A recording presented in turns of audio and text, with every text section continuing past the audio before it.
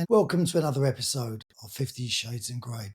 Now, on our Instagram this week, we put out a post for some inspiration for questions and topics that you'd like us to look at. And I'm going to kick straight off with the first question, which was solo traveling and would I go? For me personally, it's something that I would do, but I think I'd need a focus to the trip. I think going away on your own is great. I think he's probably getting over that first initial time of doing it, because the people that I know that go away on their own have absolutely blast. They have a great time.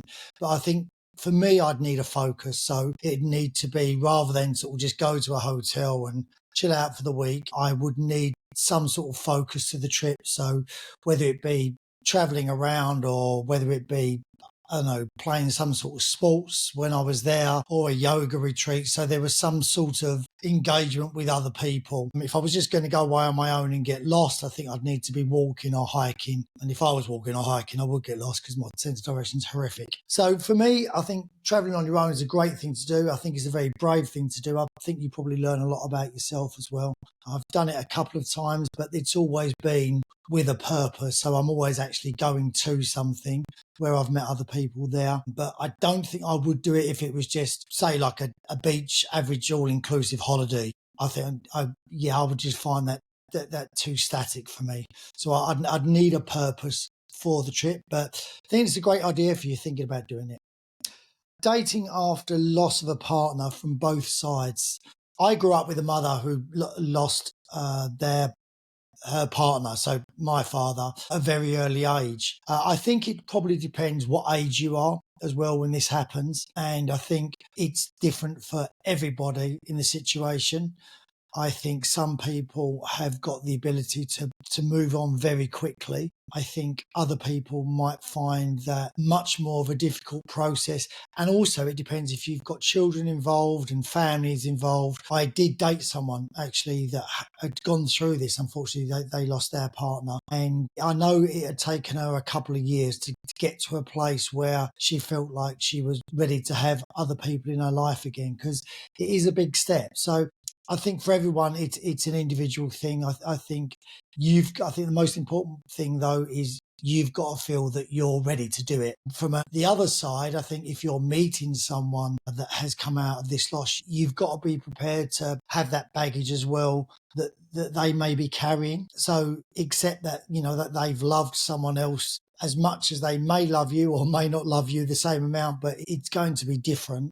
But I think you just need to give them space and don't avoid the subject. Talk about the subject. Don't feel like they've got to shut off part of their life that they really loved in order for your relationship to move forward. I think you need to embrace it as well. Men's experience getting back into dating and dating websites. I think if you've been out of dating a long time, and this is the same for men or women, I think it can be quite scary. And again, on your age is very different, because I know that younger generation now, sort of under 30s, are just used to meeting people on dating apps. That is the way that they meet people. They just meet on dating apps. So that's normal to them. I think if you haven't been used to that, it takes a lot of getting used to, and it is quite brutal, and you need to navigate that journey slowly. You'll have a blast doing it, I think, but you've got to be prepared for ups and downs, because there is always ups and downs. And I think that get back slowly and get back at your own pace. For some people, that they'll have a brilliant time to start off with, but it does tend to rocket straight away where you think this is great, and then you realise that it all peters out a little bit, and a lot of people maybe not what they seem, and that bit takes a little bit longer. But dating websites are dating websites. Listen, they're a good place to start. Are they the answer to everything? Probably not. I think you can't beat meeting people organically. But there again, that is very difficult these days. We've got such a fast-paced life, and some people don't have the time. So that's an easy way of doing it, of meeting people. But again, you've got to have your own way of working that, and each to their own. You'll find ways of doing it. I've said many times before, for me, it was keep the conversation really short, speak as soon as you can, FaceTime before you go, and then just meet casually for a coffee. Don't go jumping into dinner dates and drink dates until you get to know someone and they get to know you as well, because it is a two-way process. Like everything, it takes time and you'll get used to it, the dating sites. There are other things coming out like the speed dating, and are they the answer to everything? Probably not. But I think where people are involved, we tend to sort of take it down to its most common denominator, unfortunately, and the best way of meeting people is still organically. It's just opportunity to meet people organically is harder to do. Okay, next question is around connecting people that have suffered with trauma and just opening the dating door for the first time. If you've been through a trauma, you need to be in a place where you're ready to date. Your trauma could be losing someone, it could be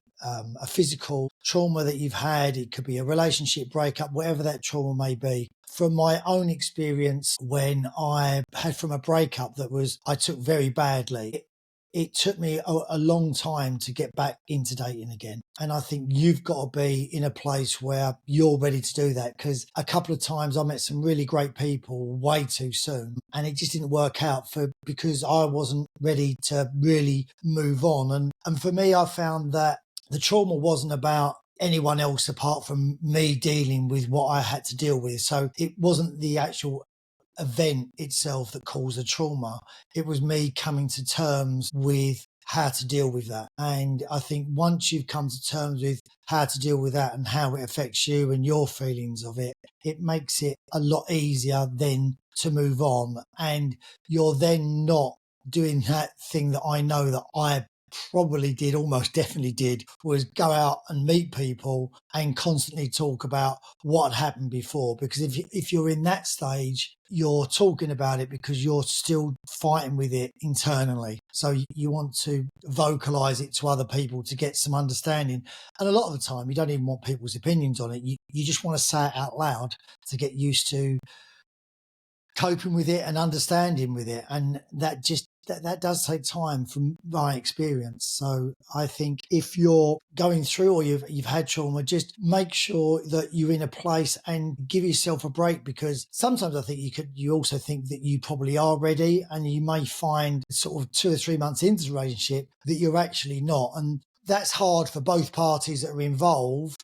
But it is what it is sometimes. You can't rush these things. And like I've always said a lot of times, you don't know what you don't know. So if you think you're ready and you realise you're not, you didn't know that when you went into this. So that really can't be helped when you get halfway into it and find that you're actually not ready, as long as you communicate that to the other people involved in the situation that you're in. Widowhood and dating. Now, we touched on this before about losing a partner. It's the same answer, really. I think you've got to make sure that you're ready to date. You've got to make sure that other parties in your life are ready for you to date as well, because I think it's a big difference if you've got young children or you've got older children. I know I struggled with that with my mum when I was younger, is that she was very young, getting on with her life as she needed to do.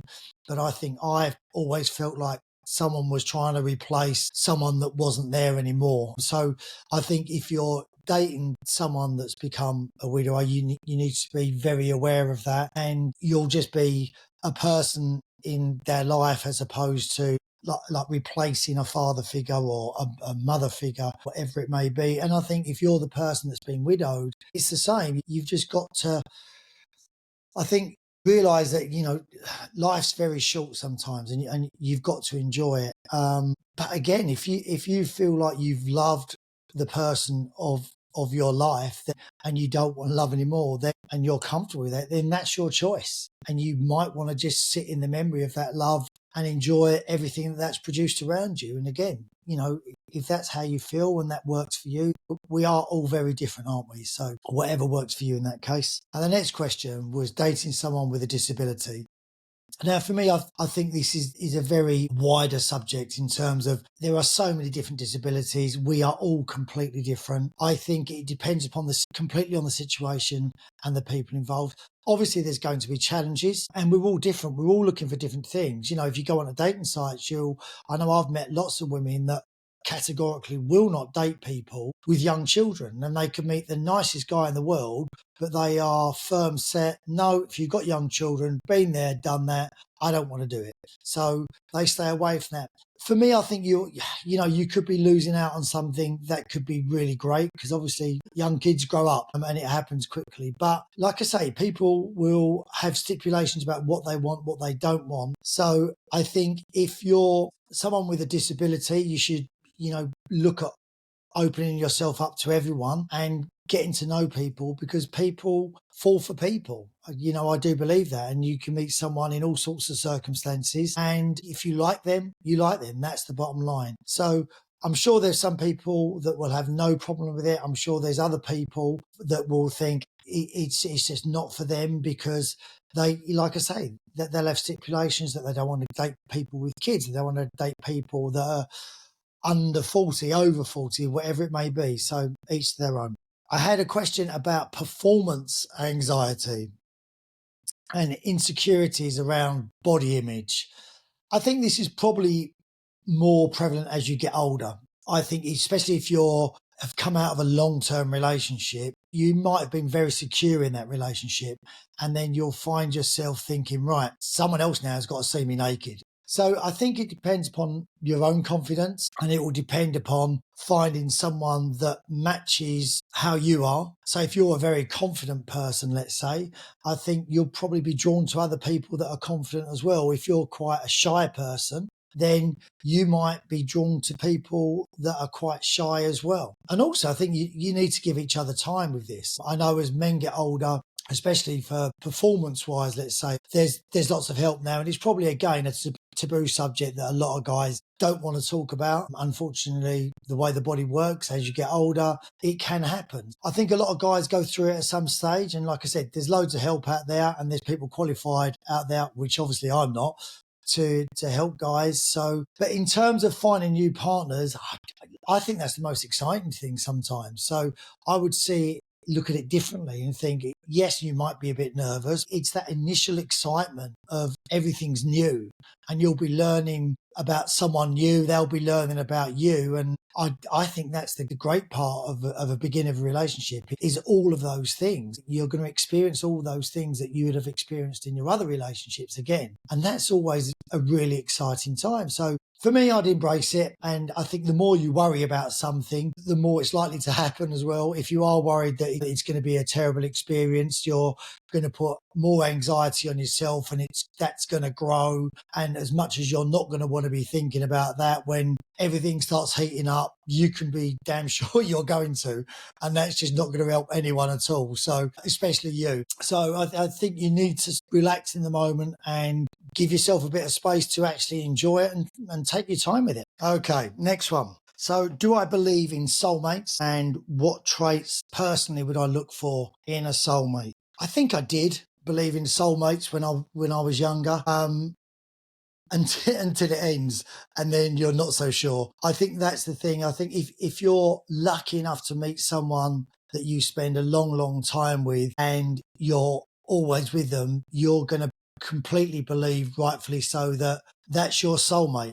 I also think that there's so many people in this world. It can't just be one person for everyone. I think there's a person for everyone, but I think there's lots of different of those persons for people, and they're not always going to be the same as well. And I think we do get caught up in that. If you have someone that you really like, I think, and then that doesn't work out, I think you can trick yourself into thinking, right, I need all of those things that he had or she had in the next person. And that doesn't work for me.